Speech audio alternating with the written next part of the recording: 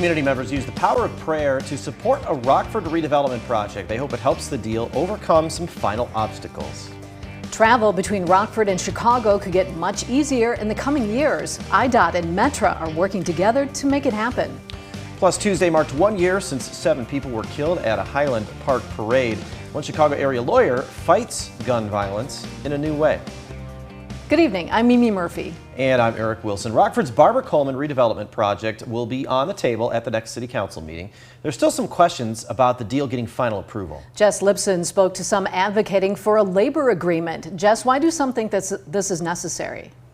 Eric, Mimi, those in favor of this agreement feel it would erase any chance of stoppages during the construction process. With an upcoming vote on the matter at the July 10th council meeting, many tell me they are in favor of moving forward and have high hopes for the project. Still, with such a massive redevelopment that will take some time and lots of money, some feel it is necessary to implement this agreement in hopes of not having issues down the line. I don't believe, again, there are people saying that, anybody who supports a labor agreement is trying to kill the deal. I don't believe anybody's trying to kill the deal. I think everyone wants Barbara Coleman redeveloped. Coming up tonight at 9 and 10, we'll hear about the event going on at Barbara Coleman, as well as details of the labor agreement being presented. Eric, Mimi. Thanks, Jess. It's been more than 4 decades since passenger rail service ended in Rockford. But a partnership between the Illinois Department of Transportation and Metra would relink the Forest City to Chicago. Nikel Delgado joins us with more on the multi-million-dollar project. Nikel? That's right, Eric and Mimi. After 40 years of not having any rail service, the rail service will finally be restored, connecting Rockford to Belvedere and other surrounding communities to Chicago. Supporters say this is a major milestone. I'm just really excited. I mean, you look at what's taking place in Rockford, and now to add passenger rail coming back to Rockford, it's just terribly exciting. Mayor Tom McNamara is thrilled to reestablish what he calls efficient, safe, and reliable transportation for all. This project will cost $275 million. Money is coming from the Rebuild Illinois Capital Program. I think transportation infrastructure, train, airport, roads, it drives economic development. And if you have good transportation infrastructure, a lot of options for people to get to point A to point B, that's going to boost economic development in our city and our region. Others foresee folks moving to Rockford and working in the city. Bringing back the rail service makes that and remote working feasible. There's no question affordability. Cost of living in Winnebago and Boone County is significantly more affordable than it is in the collar counties. So clearly, for those who want that as a travel option, that gives them that possibility. The plan is to have 2 round trips in the morning and 2 in the evening. Rockford Station will be on South Main Street, just south of downtown, on the Union Pacific Line. Bringing people into Rockford, you're going to have people from surrounding communities parking here in Rockford, going out to eat, having drinks, jumping on the train and going into Chicago. Then they're coming back and they're probably going to be staying at one of our local hotels. Construction is scheduled to begin early 2025. The target date for trains to start running is in 2027. There's also a website created for the public to follow the progress, and you can find that on this story at mystateline.com. Mimi? All right, thanks, Nikel. A car reported stolen 30 years ago is recovered from the Rock River. Earlier this week, the Rock County Sheriff's Office received a report with photos of the exact location of the vehicle. Deputies later located the car under 12 feet of water. A dive team attached tow straps and the vehicle was successfully pulled from the water. The Sheriff's Office confirmed the vehicle had been reported stolen in 1993. Detectives have been in contact with the vehicle's owner and the investigation is considered closed. Byron School District will be receiving a hefty sum of money from the city's nuclear plant. The Byron Board of Education's approved of a tax settlement with Constellation's nuclear power station. In the agreement, every year through 2027, the school district will be paid $18.4 million in property tax payments. The settlement will help remove a financial burden on the district's taxpayers while also providing stability. Now the agreement is headed to the Circuit Court of Ogle County for approval by a judge. An attorney from the Chicago area takes new approach to gun control. This comes a year after the Highland Park parade shooting. Antonio Romanucci is leading a landmark lawsuit against gun manufacturer Smith & Wesson. That's the company that made the weapon the Highland Park shooter used. A federal law protects gun manufacturers from liability in mass shootings. Romanucci argues Smith & Wesson violated state consumer protection laws because of how the company marketed its guns. Romanucci believes that could make the gun maker liable. The problem lies somewhere in these deranged criminal offenders. They're the ones that are culpable. We know who is to blame, and that is Smith & Wesson. They are the ones that put this gun in this person's hands. If it makes change, if it gets good laws passed, good regulation passed, holds accountability for people who wronged us, then I will tell my story over and over again. Smith & Wesson says politicians are at fault because the company believes they try to shift the blame to gun manufacturers and law-abiding gun owners.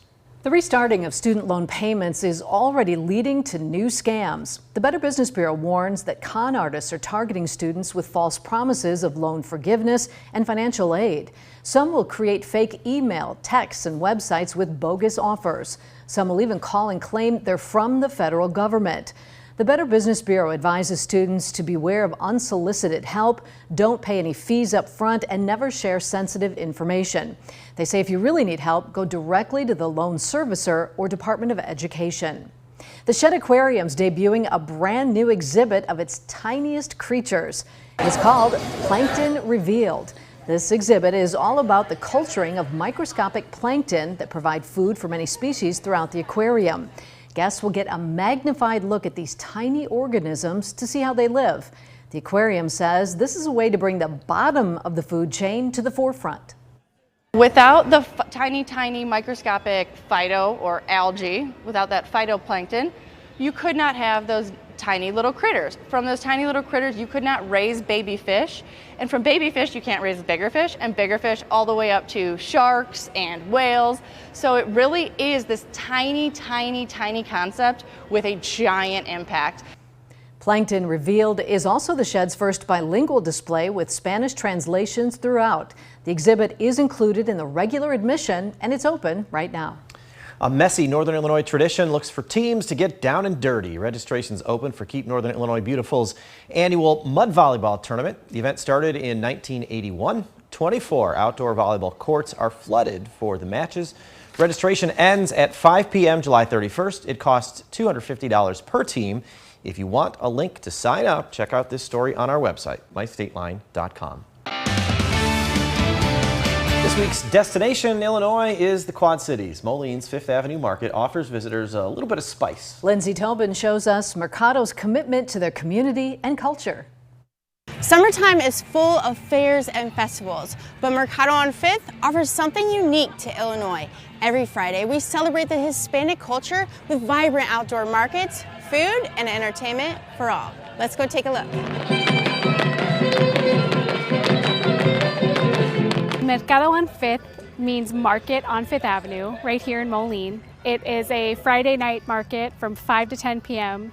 We have lots of food trucks, food vendors, retail booths, kids activities, and live music.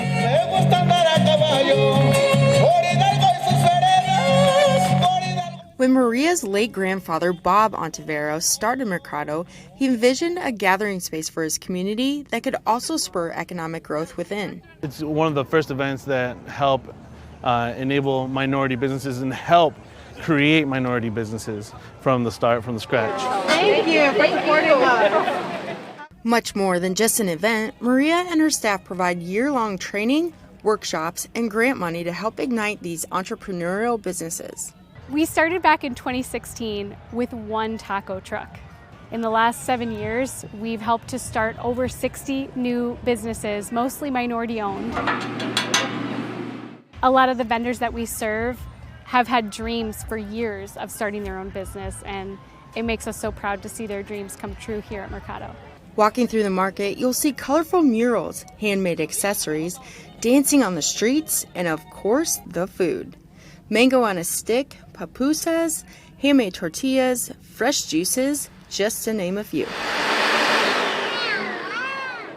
Whether it's music, whether it's dancing, whether it's activities, whether it's the Dia de los Muertos parade. That's what makes it very unique, because we might be just a farmer's market, or started as a farmer's market, but the community made it something of an experience, a little taste of the Hispanic culture that's represented in the Quad Cities.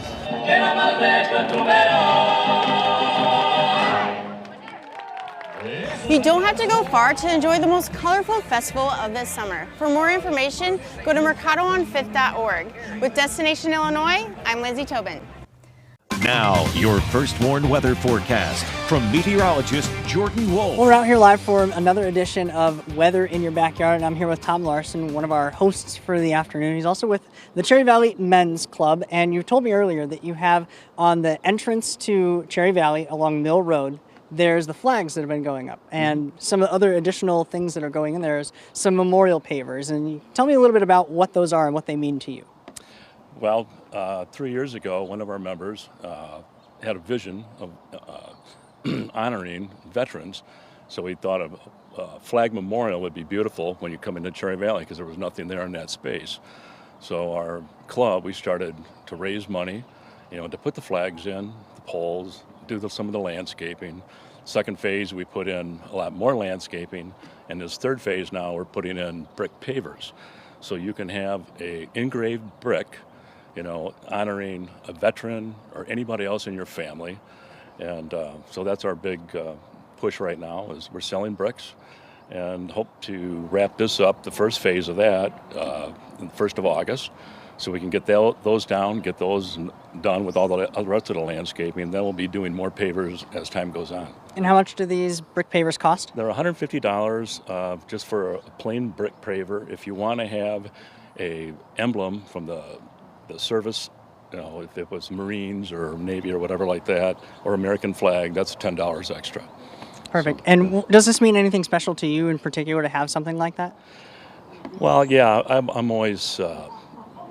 I have deep respect for all our veterans, and it's just an honor to do it. So we really, it's heartwarming for all of us that's involved. So yeah. Sure. Well, thank you for doing that, and also thank you for being such gracious hosts for today. A beautiful backyard that you have. We were just talking about how far back that it goes. It's really an amazing property that you guys have, and just thank you for being such gracious hosts and having a wonderful evening out here with us. And it was really good weather to have out here as well. Beautiful. Yeah, you did well. Thanks a lot. Yeah, thanks a lot. No, it was great weather that we had out today, as I mentioned. Temperatures have kind of been in the 80s, and that's where we still sit at the moment. Low 80s and upper 70s for a lot of us right now. We're still at 79 in Rockford, but things feeling a lot more comfortable, especially than where we were yesterday, because we're a lot lower on the humidity than what we had yesterday. Dew points are only in the 50s as opposed to the 60s and low 70s where they were yesterday. That also northerly flow behind the cold front that we had, helping to keep us a little bit on the cooler side right now. That's because of that cold front helping to draw some of that cooler and drier air into the area. All the rain showers that we had yesterday continuing to clear further off to our east. All the cloud cover even that we had from earlier this morning as well continuing to clear, leaving us underneath plenty of sunshine here as we go the rest of the way into the evening. Our SkyTrack camera overlooking the Freeport Park Hills Golf Course, showing off some of that sunshine out there. A beautiful afternoon. Lots of green grass out there as well. And that wind, as you can see from the flag, helping to draw some of that cooler air in. If you're out on the go like I am here for today, it's a good idea to have a weather app to have you ready for any weather that may come. One of the examples you could have is the First Warn weather app you can download to your phone, giving you the forecast hour by hour what you need when you need it. Temperatures continuing to cool as we get into the rest of the evening tonight, as shown there, down into the 50s and many into the mid 50s for the overnight low tonight. 55 is where we head, at least here in Rockford. We are going to be a little bit on the cooler side because of the lower humidity compared to the last couple of nights. Tomorrow we do return back to the low 80s for a lot of us, 80 degrees for our afternoon high. A lot of sunshine early on, cloud cover, and then eventually rain chances starting to work their way in as we get later on into the evening and going into the overnight. Futurecast does keep us clear to start out the day tomorrow, as I mentioned, with the sun-filled start, and then the cloud cover, and then the rain chances starting to work their way in later into the evening. By the overnight hours, especially as we get after around midnight, that's when we could still see at least a few chances for some of those rain showers, and even some heavier rain showers at times that could produce some potential thunder within that as well. Temperatures the rest of the evening and going into the next couple of days still a little bit on the cooler side, at least compared to what we've seen from the last couple of days. Nothing like the upper 80s and the low 90s, but we are going to be a little bit warmer once we get beyond this first half of the weekend. So still 80 degrees for at least the next couple of days, but a little bit on the warmer side once we get into Sunday, Monday, and going into Tuesday. In addition to the temperatures that will be warming up a little bit, humidity also on the rise. We are going to see dew points going from the 50s and 60s where they are now, back into the 60s, and then eventually even the low 70s by the time we get into Monday and going into Tuesday. In addition, with the humidity and the slightly warmer temperatures, we are going to see at least some additional rain chances starting to work their way back in as we get toward the back half of this weekend and going into the early part of next week with our next cold front that comes in, bringing our temperatures back down. But in the meantime, this is at least a good-looking forecast for any outdoor activities. Much cooler and much more comfortable with our dew points, at least a little bit on the lower side in the short term. For now, guys, I'll send it back to you in the studio. Now sports with Reagan Holgate. The Cubs coming off another wild finish in Milwaukee, looking for one more today to try and clinch this series, but they would have to do it without Dansby Swanson. He wasn't in the lineup after leaving last night's game with a heel contusion. Things were tied at 1 in the 5th, but then Christian Yelich pipes a 3-run homer off Marcus Stroman. That capped off a 4-run inning for Milwaukee. Stroh allowed 4 earned in 4 innings. Top of the 6th, Cody Bellinger adds a 2-run shot of his own to cut the deficit to 1. Belly with 4 hits on the day, just a triple short of a cycle. Cubs still trailing in the 8th, but Yan Gomes comes through with the game-tying 2-run home run. Are the Cubs able to pull off a late stunner? Well, not quite. Victor Carantini cracks the solo homer off Michael Fulmer, and it's 6-5 Brewers. The Cubs had the tying run on in the 9th, but Ian Happ pops it out to short to end the game. Cubs lose 6-5 and split the series. Tomorrow starts a 3-game set with the Yankees before the All-Star break next week. The White Sox with a doubleheader today on the south side, making up for yesterday's game that was rained out. Still no score in this one, and it's in the 9th inning. Game 2 is scheduled for 7:10. The whirlwind week in the Windy City is finally winding down for Connor Bedard. The Blackhawks did things a bit differently this year, actually keeping their prospects off the ice, concentrating on getting stronger mentally and physically, and making sure to have some fun there too. That included playing spike ball, taking cooking classes, even trying stand-up comedy. GM Kyle Davidson said it was about trying to give their prospects a different look and give them opportunities to learn some things they might not otherwise have time for in season. Bedard said this is probably the longest stretch of time that he hasn't been on the ice, but Chicago is a pretty fun city to spend some downtime. It's really cool. I mean, we went on that boat tour thing and just looking around and seeing, everything was awesome. It's really nice city, and for myself and all the guys, there's a lot of, I came when I was really young, but don't remember it too well. So just getting to look around and see everything, and it seems to be a lot going on all the time. A lot of other sports teams and everything. So it's an awesome place. So it's very exciting.